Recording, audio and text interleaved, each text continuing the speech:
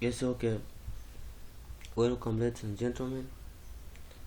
We are going to study about social protection. As we are going to study about social protection,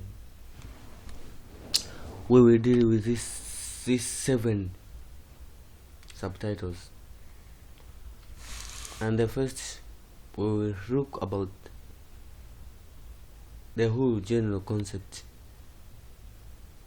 of social protection, and then 2, we distinguish between various components of social protection, because social protection has a lot of components. Then we look about the origin.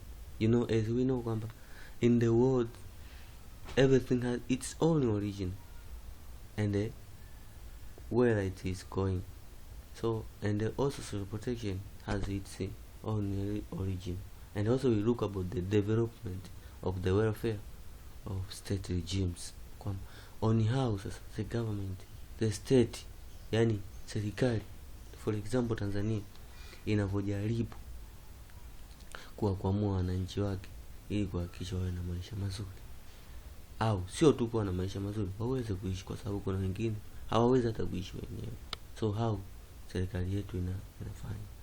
Nyingine tutaenda kuangalia historia sasa ya social protection kwa nchi yetu ya Tanzania, kwamba kwa Tanzania ilikuwaje, ilianzia wapi, inaenda wapi. Kwa tutaangalia historia.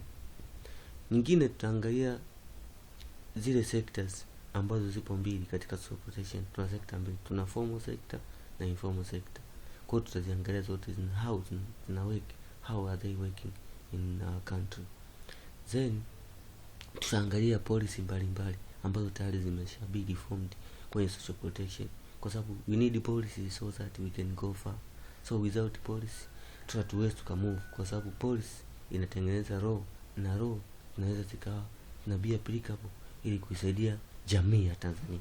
So tunapozungumzia social protection lazima na yenyewe itakuwa na policy zake.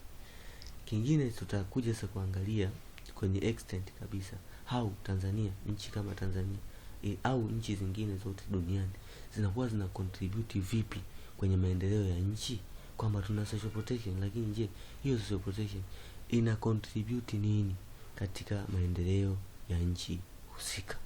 Asanteni sana, karibuni tujifunze zaidi na zaidi.